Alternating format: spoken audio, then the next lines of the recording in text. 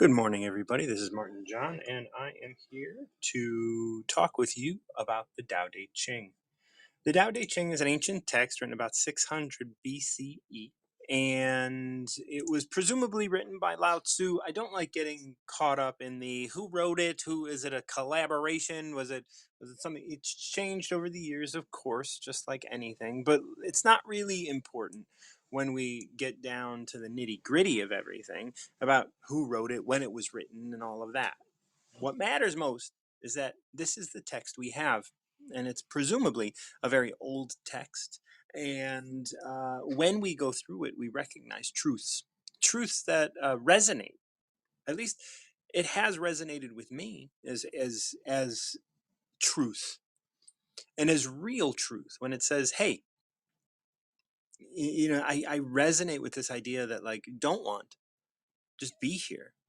Imagine if you were, when I look at animals, and this was something that really struck me as a child. When I look at animals, when I looked at cats that we had when I was a kid, those cats would just be. They wouldn't have desires for anything until it was time for them to eat. So we'd have them on a schedule, and then we would give them this desire to eat at a certain time, and they would learn to have want. But every other moment, they just sat and they just checked things out moment to moment. And that was something that was always inspiring to me. And I was always like, hey, can't I be like them? Can't I be more like these cats?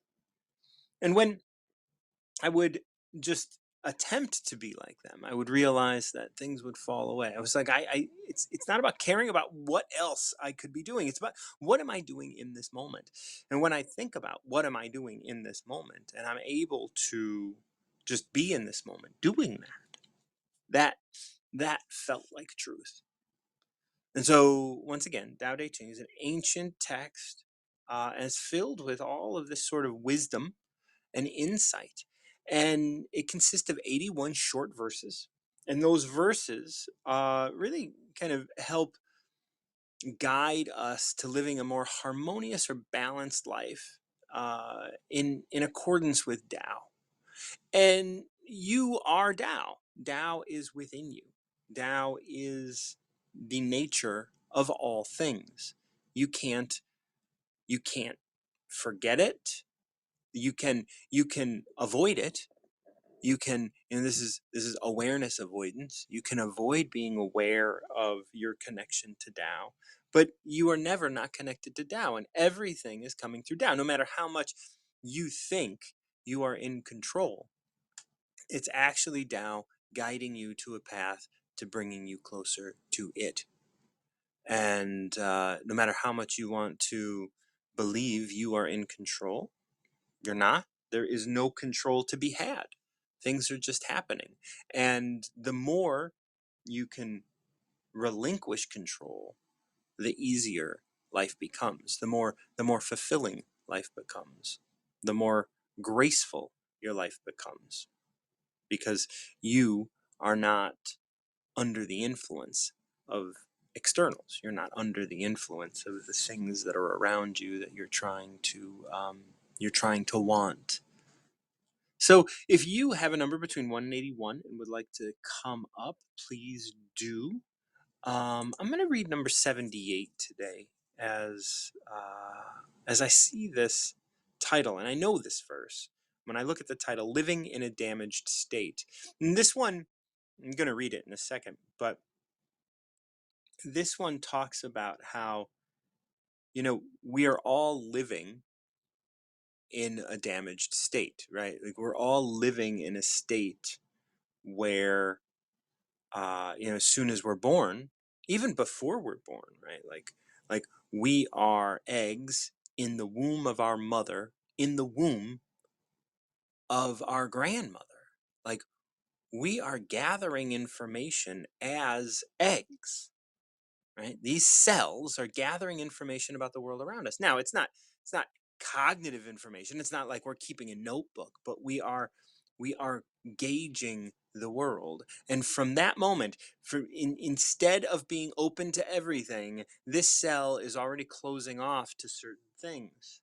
This was in the womb of your grandmother. So your existence on this planet is older than your mother.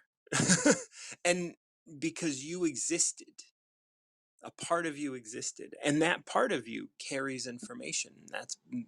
And so when you are born and you have a certain relationship to anger, you have a certain relationship to fear, you have a certain relationship to abandonment, those things may be coming from previous generations, that this egg that you were formed from um, was in. And so when we start talking about living in a damaged state, you're always surrounded by something that is less than you, something that is less than perfect. If we want to look at perfect as being defined by, like, some ideal that no one could ever achieve, right?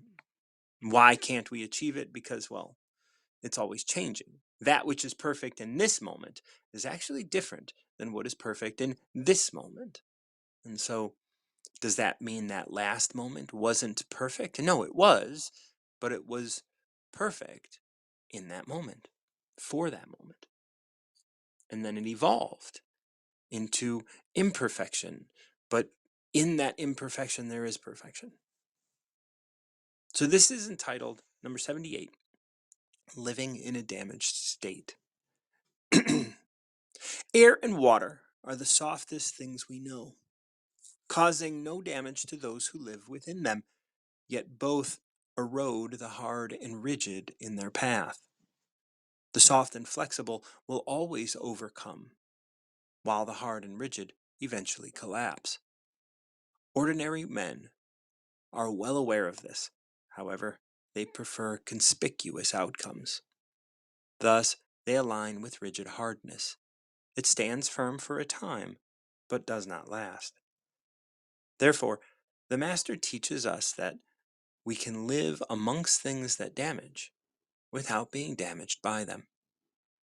So I've written this in a way, and I read this and expressed this, and people are like, "Well, air and water. Like, what about flooding? And what about?" Well, that's rigidity, right?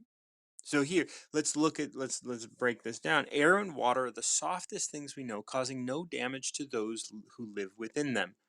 So when you are an air body versus a water body, like a fish, and these things can be said about both. When you are amongst air in your room or whatever, then you are safe. There's nothing, the air is not doing any damage to you.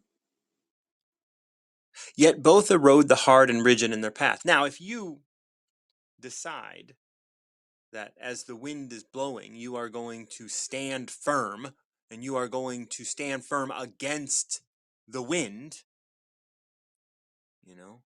then yeah, you're going to be hurt. It is going to erode you. But when you live and when you allow yourself to live within that, now, you don't live amongst water, so water can damage you a lot quicker than air can, but still, you, as long as you are not going to take the rigid path, you won't be eroded by that which you live amongst, right? Like that the air will not erode you if you allow, if you do not try to hold a rigid stance when it comes to the air. Now, this isn't talking about air and water ultimately. I mean, this is just where it starts, but I want, so many people want to find any bit of thing that they can argue, just because people like to argue and argue this. And you can argue that air and water can damage you. But if we look at the times you are damaged by air, was there rigidity there, or was there surrender to it? Did you try and control the air? Did you try and walk into the air? Did you find yourself a place to let the air be what it was, rather than standing firm and being eroded by it. And that's the thing. It's your choice. Air can damage you. I mean, it says here, yet both erode the hard and rigid in their path. It says it right there. Now, you do not have to be damaged by the air and water that you live amongst, but you can be, because they can erode the hard and rigid. So if you approach your substrate with rigidity and you do not allow the air to pass around you, and if you do not get yourself out of the way of an eroding wind, yes, you will be eroded with it. This is all about living in a damaged state. So let's go back to the next line. The soft and flexible will always overcome, while the hard and rigid eventually collapse. Now, this is about your mentality. This is about your ability to be flexible. This is about your ability to be still. Do you have hard and rigid goals and destinations, or are you open to what is? The soft and flexible will always overcome, while the hard and rigid eventually collapse. This continues. Ordinary men are well aware of this. However, they prefer conspicuous outcomes. Conspicuous outcomes. What does that mean? That means to be seen as having an outcome, like to have an outcome. Like, I want a goal and I want to be able to celebrate it. Here is a destination. Here is a thing that I won. And this is the outcome. The outcome of my work is a grade. The outcome of my work is money. The outcome of my work is a relationship. The outcome of my work is whatever it happens to be. Right. So when we start talking about conspicuous outcomes, we start looking at the idea that there's rigidity here. There's an idea that we're looking to achieve. It's conspicuous. It's a conspicuous outcome to my actions. And um, as I live my life, I have a preference to that sort of an outcome. Thus, they align with rigid hardness. It stands firm for a time, but does not last. That's the thing. A conspicuous outcome is rigid hardness. It's like you have an idea and you move toward it with rigidity. You move toward it you move towards a destination. You are not soft. You are not fluid. You have an idea and you're moving toward it. And it stands firm for a time, but does not last. And we look at all sorts of things, like in terms of, like, people being successful and then their grandkids fucking it up, right? Like, and sure, they lived in a specific way, but maybe they lived in a more fluid way, became successful, then passed it on to their kids, and their kids didn't see the fluidity, but they only saw the rigidity, and then pass that rigidity, and only that rigidity, because we have the 80-20 rule, right? Like, so get rid of 80% of the business so you can support the 20% that makes you money. Well, that 80% is the thing that supports the 20%. So that's that rigid hardness. It stands firm for a time, sure, because there's logic behind it and there's ways to make it last for a time, but it's not forever. It does not last forever. And it will collapse. And yeah, sure, we've had like Ford and Chrysler and Chase Bank and all these things for a long time, but they're not going to last because they have conspicuous outcomes. Right? All of these big companies, all of this, like big money, all of these fucking people, politicians, conspicuous outcomes. So they'll stand firm for a time because they're hard. So they'll stand firm for a little while, but they will eventually get eroded. So it does not last. And maybe that's enough for some people. Maybe it's good enough for some people to just be like, well, I don't, who cares about my kids? Who cares about the planet? Who cares about the long term effects of things? And sure, if that's the way you think about it, fine. This is why ordinary men prefer conspicuous outcomes, because they don't have long-term visions. They just want what they want now, conspicuous outcomes. So they align with rigid hardness. And that's how that plays out, right? So therefore, the master teaches us we can live amongst things that damage without being damaged by them. That's the thing. The master is someone who can live amongst ordinary people who are preferring conspicuous outcomes. And the master doesn't have to be fooled by that. The master doesn't have to be fooled by the rigidity of and the conspicuous nature of the way the world is. He can very well just live in the world with all of these ordinary men experiencing conspicuous outcomes without having to experience the same. Now, does that mean it's going to be easy for him, or does that mean it's or her? Does that mean it's going to be? That means it's going to be something that makes that makes other people go, "Oh wow, I want to be a part of that." Probably not for a long time, because all of the other things are going to have to fall away.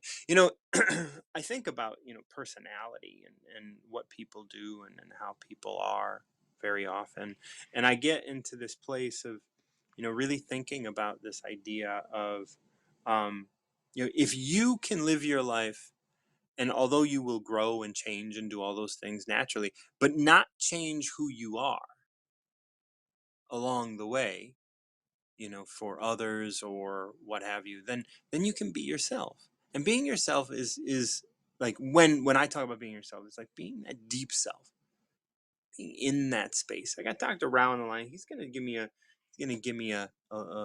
something to think about, I'm sure. I'm talking about this in a way where it's like there is truth behind everything. When we can find that truth, we can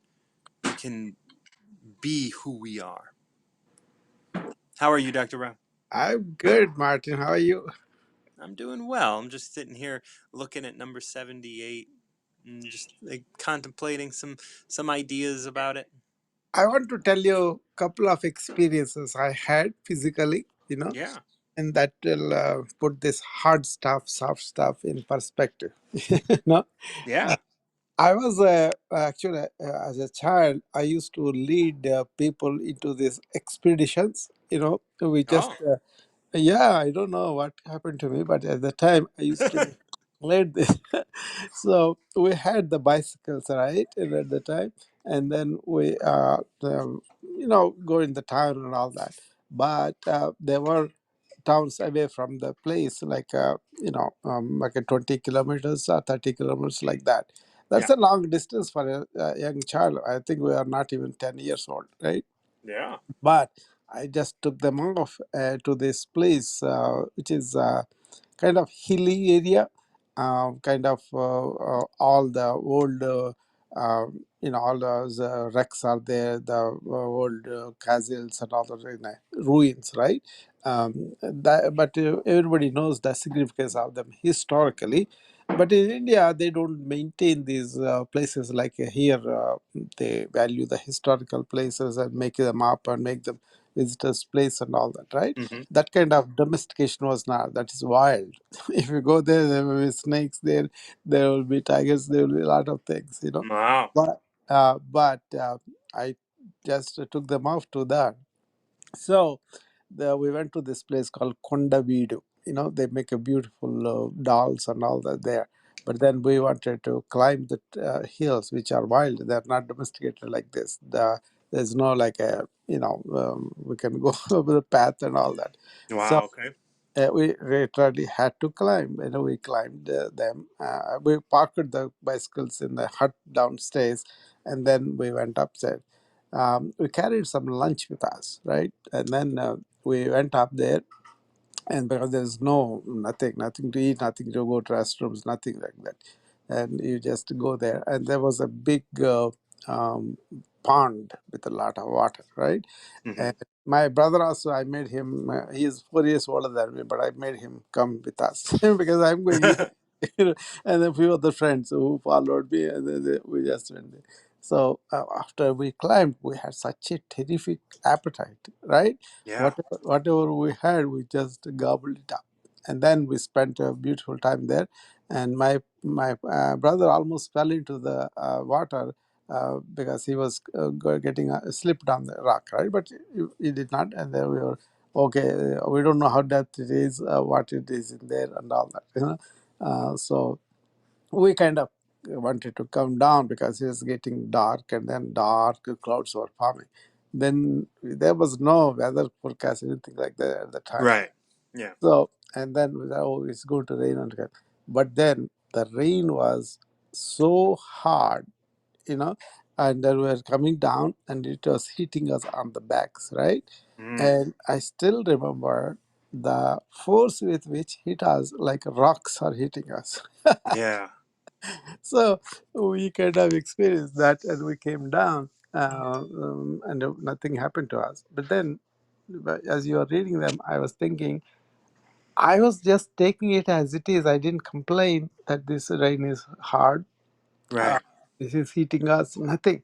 The thing was, we just have to get down. We just have to get down and come to the shelter. But not even fear. Nothing was there. You know, at the time I didn't notice it, but now thinking of it, yeah, we were focusing on coming down, but not really worried about how what this weather is doing to us.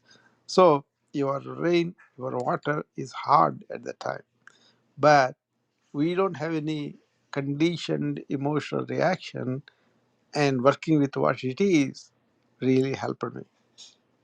That's beautiful, and it reminds me, like there are times where I'm on my motorcycle, Yeah, and if I'm in the rain on yeah, the motorcycle, like it's very similar because now the rain's yeah, coming down, but I'm also riding mm, into it, and yeah, and I've noticed that mm, when I then focus on the rain, I get mm, bruised. yes, But when I just ride, yeah, I don't. And then sometimes, like, I'll ride and I'm like, oh, I'm going to pull over now. And it's just a natural thing. I'm going to pull over, like, under a viaduct yeah, or something, right? Like, and yeah, wait it out.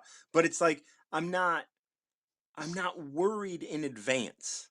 yeah. Now that's it, right? The more conditioned you are about survival, about conquering the weather, being in charge of it, then the more rigid you become. Yeah.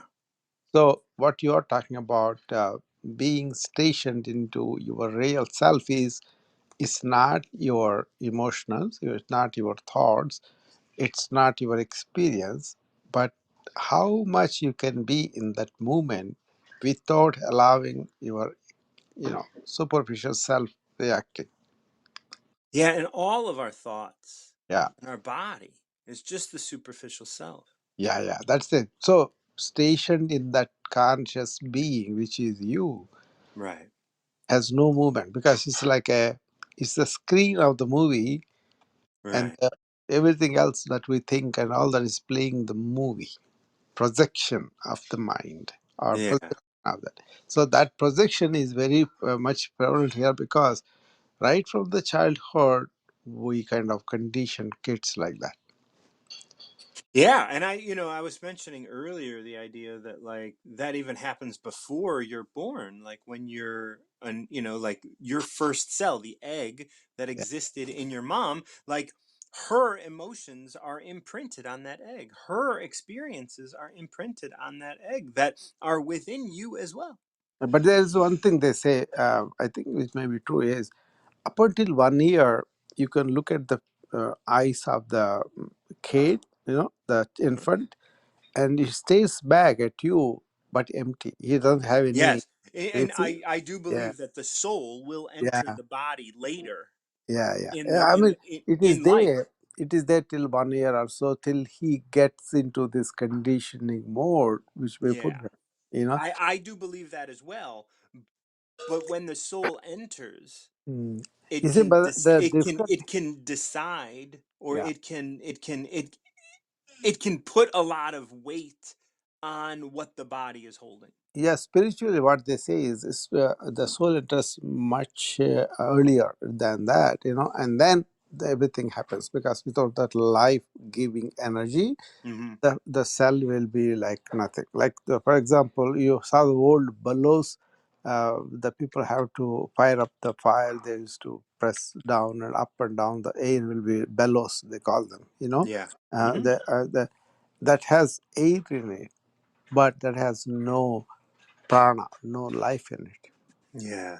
But this one, this is called kurma nadi, with which the life force enters into our body. That's why the breathing mechanically is just the air life. But when you're really aware of this is the prana, this is the life force that is getting Yes. into me, it has a different meaning. That's why this life force is also akin to our being. If that Right. being, it's a conscious too. So that is the existence, that is the conscious, and that is the ananda, that's the bliss. Mhm. So, but that means all you have to work on your moving mind, thought, personality, ego. That is the one you have to work on. You realize it is there, it will come down. You Mhm. kind of, next what you do is you station yourself in the real self. Yeah. That's why I always have this Always. Yep. always have this mantra, what is called, one's attention has always to be poised on one's real self. Mm. See what happens in the Western lifestyle, because I also live in the Western lifestyle, right? What you said, you live without being affected by that. Yeah. So, what we are talking about is this Western movement of predominant thought to be used to learn skills and to be on all of that, but then expect profit from it. That is the Hmm. that's when they get hooked. They don't have the what's called dispassion. Yeah. You And see, that, yeah, as if I can, when I just to bring this back around, and I want you to finish, but it's like that is what we look at as conspicuous outcomes. yeah, That's what we yeah, talk about as rigid exactly, hardness. You're as soon as you attach to as soon as you want something, as soon as yeah, you have a desire to have something, you are becoming rigid, and thus you can be harmed by that which gives you life. yeah. See, what it is tragedy, Martin. This blissfulness, this ananda that you experience, which is really the only one, really, then you won't go for these external small things, because they Yeah. fall off. Like for example, we see a movie. Okay, but we see 10 times, then we say, "Oh my God!" If we see 10 different movies at the same time, they don't mean anything for us. Right. So it is like that. Not being in touch with, the old movie Kung Fu. I was watching the Kung Fu series, David Carradine. You know, Oh uh, yeah, David uh, Carradine. Yep. yeah, that they were playing on this Plexi or something. So just for that, I kind of looked at the channel, and I was looking at this kid when he was David Carradine was a small kid. He sits on a lake, and then he feels like a lonely and all that, right? His teacher comes there and says, "What are you doing?" And he says, "Oh, I feel lonely." Then the teacher says, "Can you hear the water?" Yes. "Can you hear the fish swimming in the water?" Yes. "Can you hear the bird?" Yes. "Can you see the beetle?" Yeah. Can you? He shows so many things. Then says, "Yes, there's so much life around you, and you feel lonely." Yeah. That means Abs- you are lost to the thoughts in you, Yeah. not to the thing that is here and now present. Yeah. You're lost. You're Yeah. lost with desire. Yeah. That's why I never feel lonely, because I never feel lonely. That's it. Yeah. Because, No. No. Yeah. but alone is good. Alone means away from this all these expectations and all Yeah. of that. Alone and Problem lonely is, are different things. yeah. Problem is people don't think this touching this bliss inside is really fantastic. Oh, Right. yeah, I'm going to go with all the small things. That is right. So this joy that comes with being silent and in meditativeness. That means Hmm. movement of thought is not there. Right. And then, because the other experience I had with this rain thing is, we were studying medicine. I was grown up and all that, right? And then they announced in the radio that storm is coming and all of that. But we were studying hours and hours, right? We get lost in studying. 7 o'clock, we come out, heavy rain is falling. We were thinking it will go down, we will go home, we will go down to go home. No, it did not. Then it became too much. The library came and they closed the library, so we had to get out. Luckily, just in front of the medical college, my one of my friends is there, so we could have gone there. But there was another senior person with me, and we both were left there. We both walked, and then from that to hardly 200 yards, maybe. We were blown away from one corner of the road to other corner, just like that. the Mm. the power of the wind was so that this was like. And then there were all sorts of things came on the road. So there were some deep thorns, and my friend, he wanted to save his new shoes, so he took them out and they stepped on those thorns. But then we kept on going. "Oh, this is very close to us." We went to his house, and then we stayed there for the night. We would not go home. That was so severe. But the power of the wind Yeah. was driving us from one corner of the road to other corner. Yeah. But again, the same thing. We did not react with fear or any of the reactions. We Yeah. just swam through it and then went there, and then we're okay. We're not like a adrenaline and all that was not there. It was just a rain coming down. It was not like all this TV watching makes us think about the consequences, maybe better prepared, but we also react with our mind, fear, No. Yeah. That's surveillance. where it starts.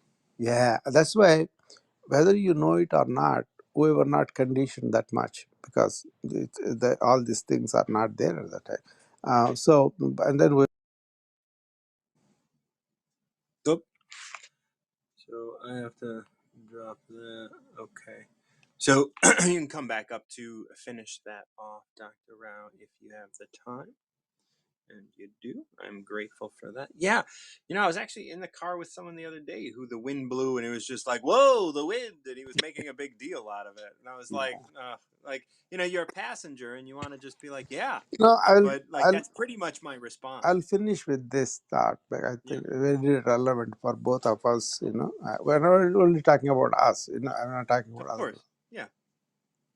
Discovering the blissful nature of realizing who you are and staying there is like being in the lake or water and then going in a boat, piercing through the life, but not allowing the water come into your boat. Yeah. And then you can see everything and experience everything, but it doesn't touch because you are stationed in that non-reactive, stable, essential joy. Right. Whereas if you really want to get down or jump into the water and then really do everything, and control the whole water with your swimming, you can do so much, but afterwards you're stuck. That is the problem with the regular life. Yeah. So be in the water, but pierce through it. Mm. Don't allow the water to come into the boat. Thank you so much, Dr. Rao. Yeah. I will see you later. We will talk again soon. Okay. Truly Julie is lined up to come in. We're going to chat with Truly Julie. Julie. How are you, my love? I'm all right. How are you? I'm well. I've had Where are you at? You're I'm outdoors. no, I'm still indoors because the weather is I did get a sunny day. I'm not going to complain at all Okay, okay. because I did get a nice sunny day and I went down to the coast and watched the rolling waves coming in Oh, and very the colour and the sand and the emptiness. It was just beautiful. nice. I'm so So I glad. did that. I did that. And then I got a headache.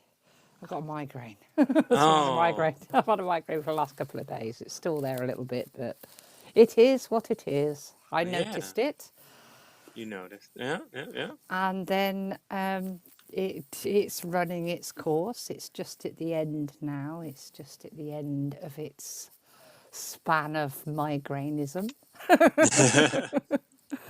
and I will then continue to do whatever I do. Yeah. Whatever's out there for me to do, which is lovely. Because what it does do, a migraine, is it stops you from doing the things you were doing before. So it gives you a break. Yeah, like when you can just close your eyes and like it's a hell of a meditation to have a migraine. Yes, it is. It's great Like though. you can just Sounds mad, but enjoyable. yeah, you're forced to be with it. Yes, Because if you don't, you're gonna be sick, or you can't move or whatever, that's and right. and if and sure, you can take painkillers, but really that just takes you out of what you're in, and Yeah, what you're being called to be in. And that doesn't there's nothing wrong with taking painkillers. It's not like there are points where it's like, you know what, I can't rise above this, I need to take a painkiller, and you do, and that's not a yeah, problem. yeah. But to give yourself the opportunity to become aware of your body, rather than like at the first sign of a headache you go and catch an Advil or something. Yeah, because it's still there. Yeah, It's still there telling you something. That's the whole yeah. point of it. And you're just not listening, you're just turned off, you're just saying, Yeah, well, I don't like, this is just in my body and I don't care. And that's what, I think I can relate this back to what, Dr. Rao and I talk about, where it's like, no, it's not just in your body, this is your body responding to something. that's Now, right. can you become aware of something beyond that, so that you can have more of a connection to yourself, not more knowledge, just more of a connection to this moment, so that you can be here, and it's not relishing in the pain. It is allowing the pain to be without you being affected by it. Yeah. Just like Dr. Rao and I were talking about the weather. The weather's bad, okay, but are you affected by it? Like, I never want to be someone who's like, oh, it's raining, I don't want to go out. If I'm going to go out, I'm going to go out regardless of the weather. And also, if you never go out in the rain because it's raining, how are you going to know what you're not going out for? Right. That's right. Does that make sense? Absolutely. And Yeah. that's how it all unfolds. Like, we have to be able to know what's going on Yeah. with ourselves, and why we want to avoid these things and whatnot. Yeah. I agree with that. So anyway, All I'm relishing my migraine. I've still got a little bit left in my face. right. So Oh. it's a sinus now. It's in the sinus area, and I know if I press on a particular part of my face, that'll relieve it a little bit for a moment or two, which is nice. I would like to, because this is number 78, isn't it? I did 78, yeah. Yeah, so can we choose number 79? Yeah. So I want to see where it goes, this flow. 79 is entitled Conflict Resolution. So, like, maybe we could look at your migraine as a conflict. So let's see if that's something that we can do as we read through this. Every conflict creates an other. Even after a resolution, animosity remains. Is that good enough for you? Therefore, the master always does her part, keeping the peace, not placing blame, correcting her own actions without requiring the same from others. Tao doesn't care who's right. If you do, you will find it difficult. Yeah. I haven't read this one a whole lot, like in my translation of this. And this is such a good one. Like, we start this one with every conflict creates another. And if we were to look at your migraine as the other, we can look at people as the other, we can look at weather as I'm the going to other. go for trying to get my trying to get this course done. I've spent weeks and days in front of computer screens, iPhones, lights, keyboards, and all of these things. And Hmm. then this migraine comes along and says, I'm going to make it very difficult for you to look at any screens or any lights or do anything at all. Yeah. I want you to be with me, says the Mm. migraine. I want you to be with me. The conflict, if I'm going to choose it, Yeah. is I need to do my homework. I need to keep ploughing through with this course. I can't afford my time with a migraine. So how about if I take a load of tablets to squash the pains and things and continue with the coursework? Well, what's going to happen there is I'm not going to absorb a thing because I still have a migraine. It's still there in the space of my body, in my mind, and it's not conducive to learning.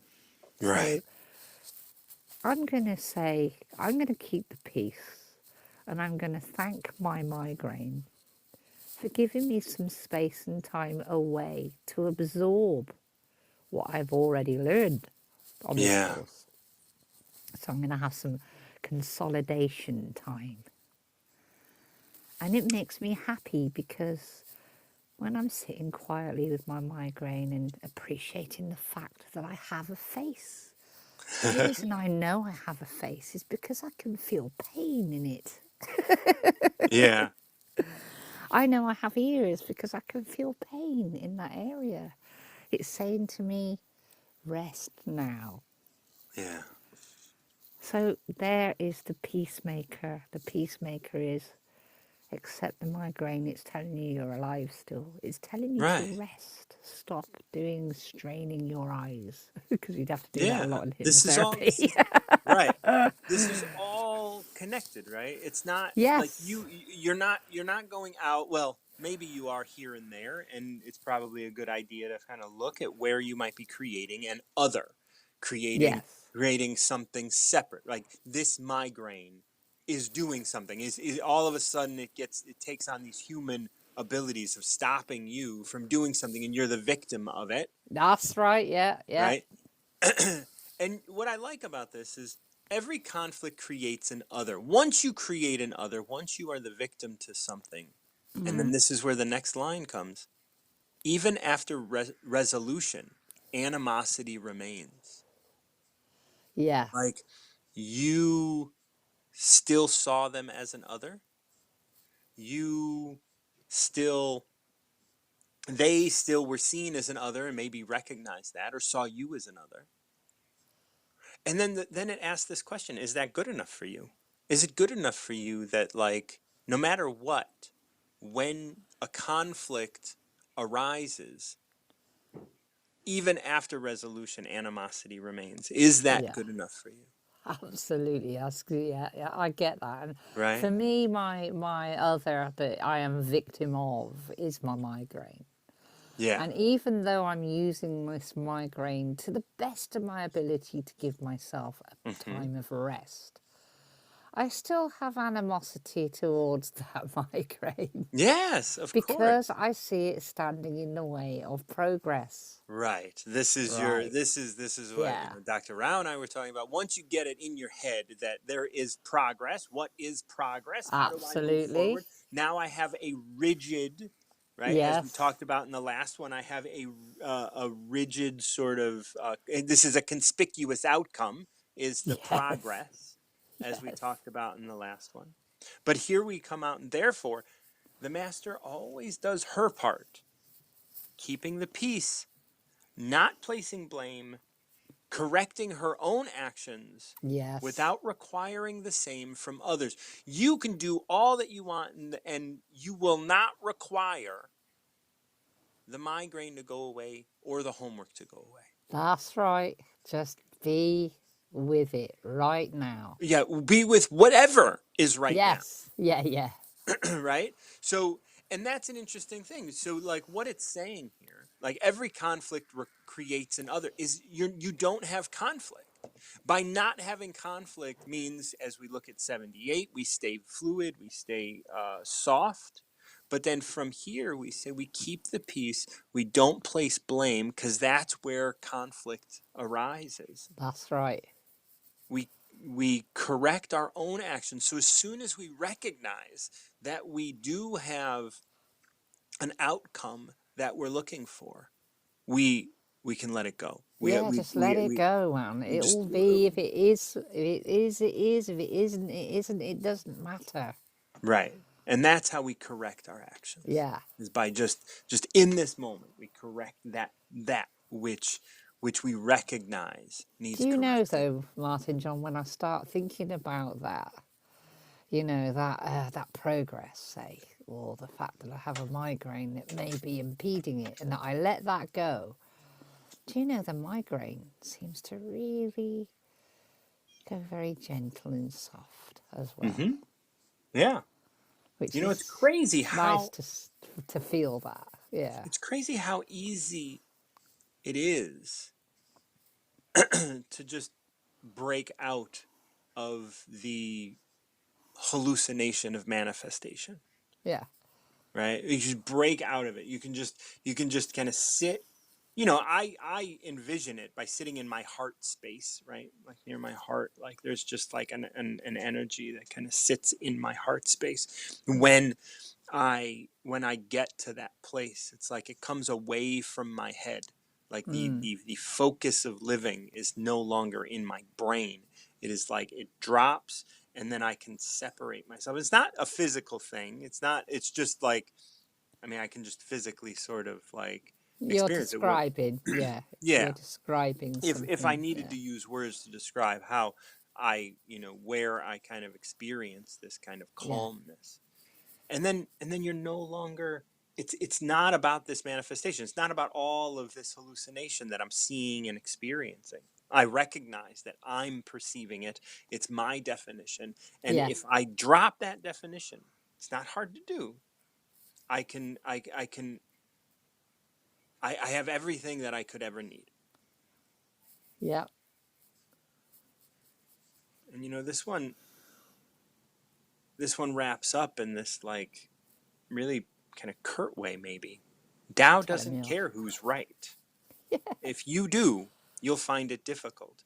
And what that is like Tao doesn't care if you get your homework done. No, And Tao doesn't care if like any of it. Like doesn't care if you're in pain. doesn't judge. Just gives No. nothing. It gives And the thing nothing, is takes you do. nothing away. Yeah, Right. You care. You yeah, care that you're in pain. You care because you don't want to be there. And I always, like one of the things that I say is like every problem exists only because you want something to be different. yeah. We want to direct. Right. That's what we want to do all the time. We want to direct. We want to direct the pain away. We want to directly do our homework. We want to be actioning all the time. Yeah. We want to be the directors all the time. And what the Tao kind of says is no one is. Yeah, no. And Tao's not even, Tao No, doesn't that's care. right. No one, nothing. Nothing Right. is the Nothing. director. It just is. And when That's you right. just And get it's to and that it's point, you're all right. that's right. You're all right. Yeah. Oh, 79's good. And I do think it connected. Like I do think that these are It's just written in a something that certain I've technique. observed that they do tend to connect with each other. They take Yeah. you on a journey. It is. And if when we read it one through, because that's how I wrote it, Yeah. there's an obvious kind of line. Now, each individual one can stand alone, which is great. Yes. But there is something about that, and that firmness. Like if you're stuck without, like in the rigidity, then you have conflict. And then when you have conflict, um, you can come back up if you have a moment to wrap this up. But um, that rigidity creates conflict. That conflict then needs resolution, and um, the resolution ultimately is correcting your own actions by not having, by going back to 78 and living Yes, in a fluid way rather than living in a flexible way, rather than looking for this eventual or this certainty. rigidity, certainty. Yeah, Mm. once you put yourself in a box of some sort, that that creates something for wind to start to erode. Yeah, yeah. So there we have it. Thank you so much, Martin John. I always like coming on Absolutely. and chatting to you. Migraine Oh, or no migraine, you're good for me. oh, I And love it as too. I said, it is easing, but I'm just going to listen to what it's telling me, Yeah, what it's saying. Just relax, Julie. Really? Just be just you. Just be with me with the headache. Be with that me. is, The yeah, that's, feeling of your sinuses. Be with me. Just stop trying to direct. yeah. This isn't, you know, don't have a conflict with it. Really, Yeah, that's a conflict resolution. Like this number 79, which is entitled conflict resolution, really is resolve the conflict before it begins. Don't absolutely. have a conflict with anything. That's it. Yeah. Just you know, just let it be what it is. That's right. Because like the moment you want it to be something else is where conflict arises. That's it. Directing. That's the way Yep, I like to put it. That's that's right. my happy word. That is my Yeah, word of drop that. As soon as you start, just drop that yeah, because it creates that conflict. yep. All right. Thank you very much, Martin John. You're Absolutely. amazing. Thank you for joining me. We will Speak to talk you again very soon. soon. Yes, we Yes. will. Take care, love. Bye bye. Oh, Dr. Rao and Truly Julie, 78 and 79. So nice. Such a good day. Thank you guys for joining me for Tao of the Day. If you find benefit in the work that I do and would like to show your appreciation financially, I always take tips through Venmo at martinjohn_Garcia. You can also go to my link tree, which is in my profile here on Wisdom.